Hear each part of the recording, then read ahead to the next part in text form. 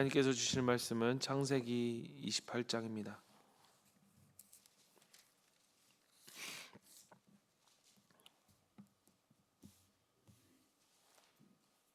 창세기 28장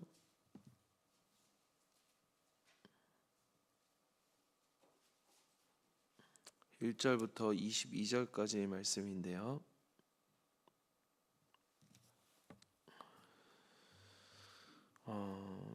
우리가 함께 읽을 부분은 15절부터 22절까지 마지막 부분을 같이 읽겠습니다. 15절부터 함께 읽겠습니다.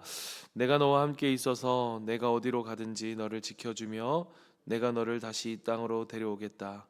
내가 너에게 약속한 것을 다 이루기까지 내가 너를 떠나지 않겠다. 야곱은 잠에서 깨어서 혼자 생각하였다. 주님께서 분명히 이곳에 계시는데도 내가 미처 그것을 몰랐구나. 그는 두려워하면서 중얼거렸다. 이 얼마나 두려운 곳인가. 이곳은 다름 아닌 하나님의 집이다. 여기가 바로 하늘로 들어가는 문이다. 야곱은 다음 날 아침 일찍이 일어나서 베개 삼아 벤 그 돌을 가져다가 기둥을 세우고 그 위에 기름을 붓고 그곳 이름을 베델이라고 하였다. 그 성의 본래 이름은 루스였다. 야곱은 이렇게 서원하였다. 하나님께서 저와 함께 계시고 제가 가는 이 길에서 저를 지켜주시고 먹을 것과 입을 것을 주시고 제가 안전하게 저희 아버지 집으로 돌아가게 해주시면 주님이 저의 하나님이 되실 것이며 제가 기둥으로 세운 이 돌이 하나님의 집이 될 것이며 하나님께서 저에게 주신 모든 것에서 열의 하나를 하나님께 드리겠습니다. 아멘. 얼마 전 좀 한 다큐멘터리를 보는데 그 내용이 무엇이었는가 하면 한국 사회의 가장 어둡고 아픈 그늘로 떠오른 청년 고립사, 은둔형 청년들에 대한 그런 내용이었습니다. 카메라는 한 겨울밤을 비추고 있었고 인적이 끊긴 24시간 무인 코인 빨래방 구석에 웅크려 잠을 청하는 한 청년 20대를 비추고 있었습니다. 그는 거듭된 취업 실패와 빚과 또 가족 간의 불화로 인해서 모든 관계가 끊어진 채 거리에 나앉았습니다. 그 카메라를 들고 있던 그 PD가 그에게 다가가 지금 가장 두렵고 힘든 것이 무엇입니까? 라고 묻자 그 청년은 배고픔이나 추위가 아니다라고 대답했습니다. 제가 지금 여기서 얼어 죽거나 심장마비로 쓰러져도 이 넓은 세상에서 저를 찾거나 제 죽음을 슬퍼해 줄 사람이 단 한 명도 없다는 사실입니다. 세상이 저를 완벽하게 지워버린 것 같아요.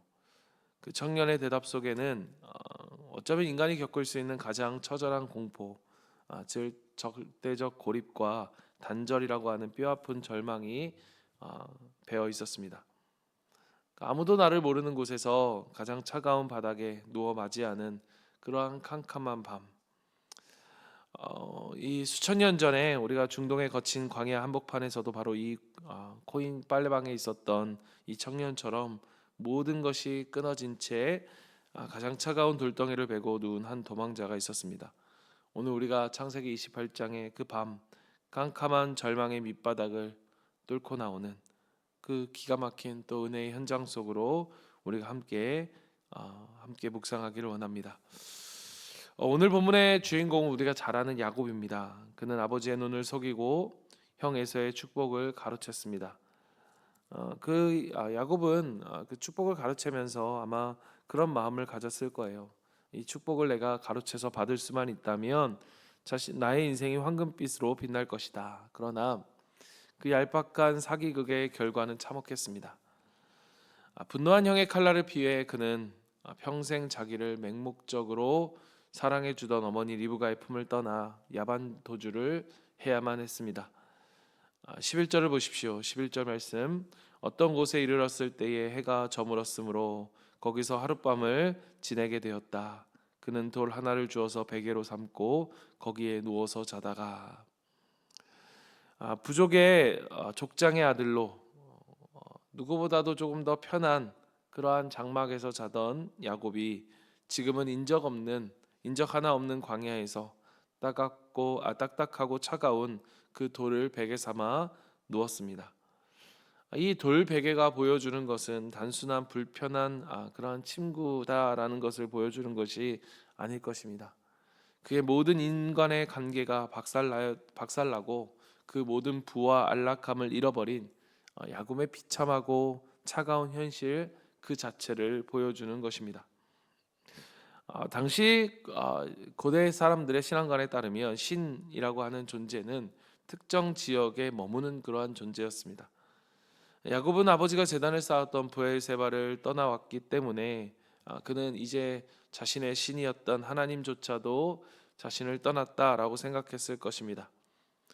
형을 속인 죄값으로 나는 저주를 받았다. 부모님도 없고 하나님도 계시지 않은 이 낯선 땅 루스에서 나는 형의 칼을 맞아 죽거나 들짐승에 뜯어먹혀 아무도 모르게 죽어갈지도 모른다.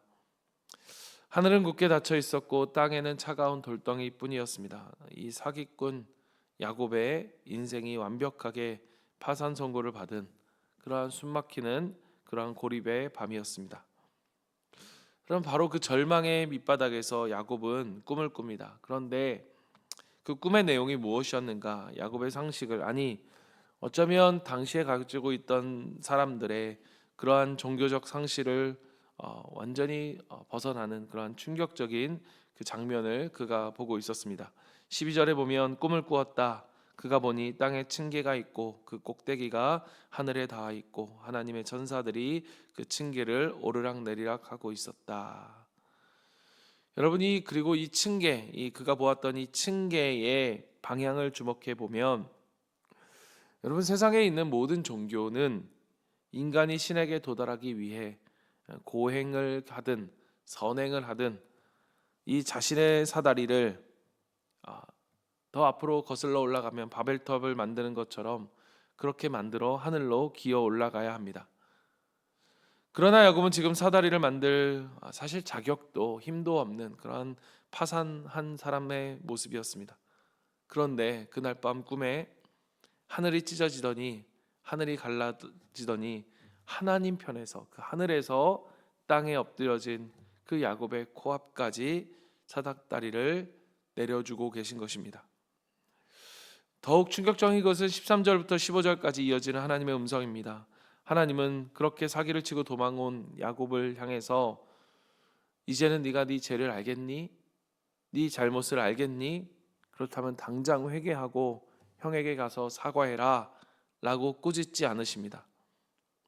책망 대신에 상상할 수 없는 축복과 보호를 쏟아 부어 주십니다.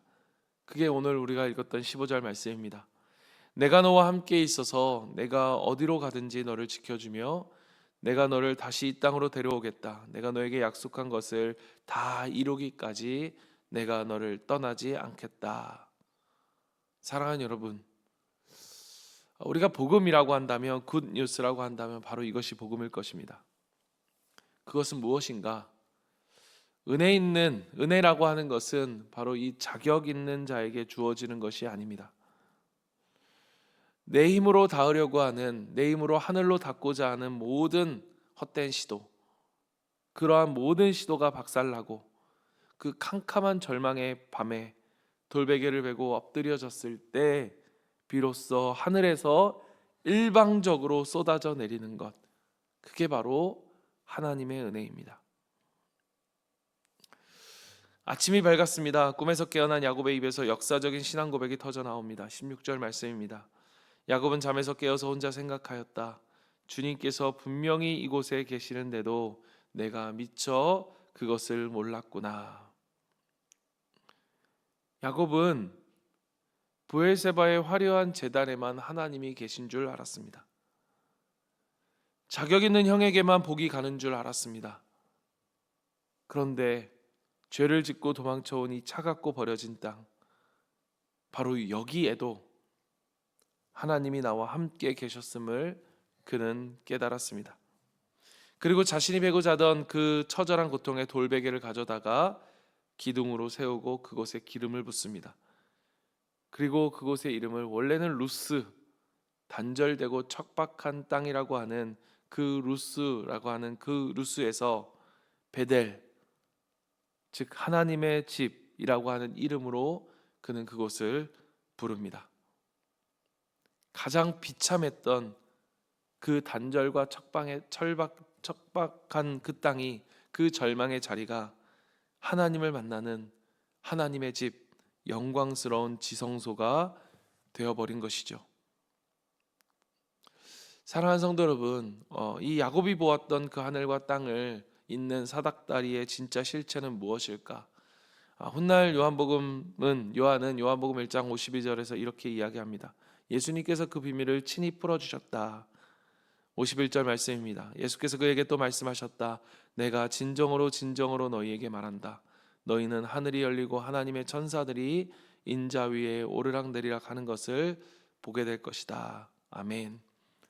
여러분, 그 사닥다리는 단순한 그러한 천사의 계단이 아니었습니다.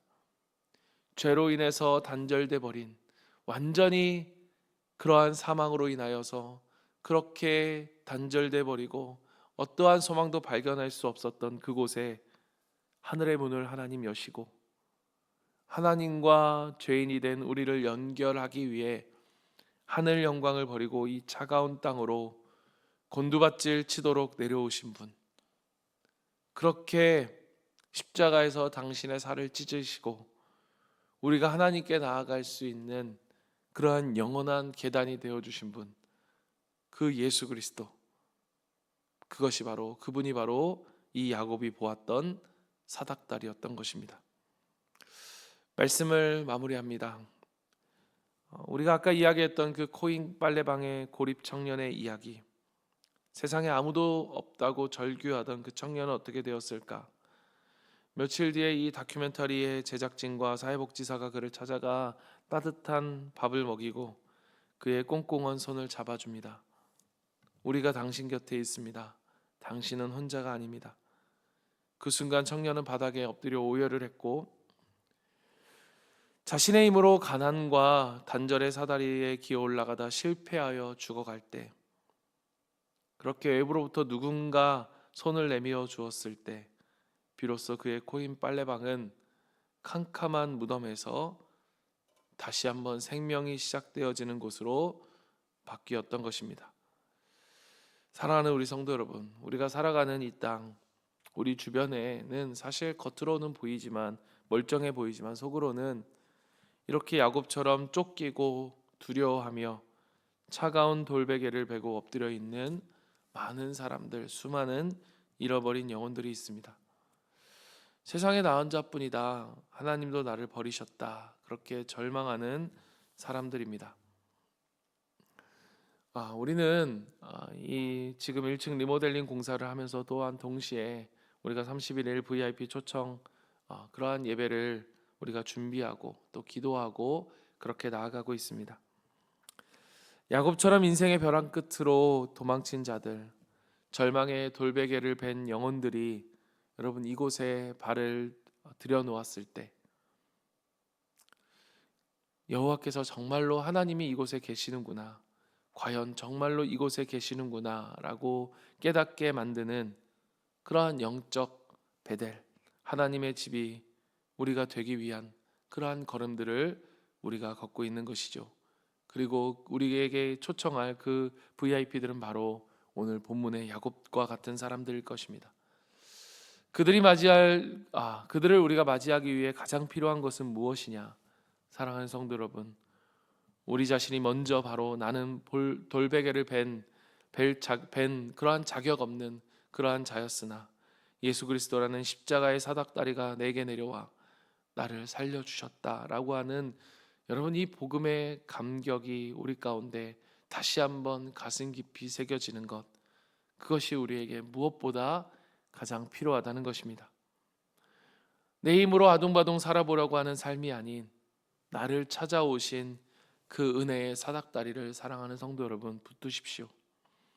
내 경험, 내가 모아놓은 지식, 내가 모아놓은 재산이 아니라 오늘 하나님을 붙드는 거예요. 오늘 하루 그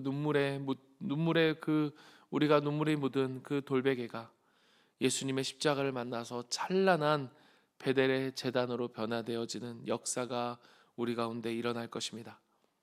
그 영적인 헌신들이 모여서 5월 31일 이곳에 생명을 낳는 그 루스가 하나님의 집으로 영광스럽게 변화되어지는 그 놀라운 기적의 현장에 하나님 우리를 사용하여 주시기를 주님의 이름으로 간절히 축원합니다. 아멘.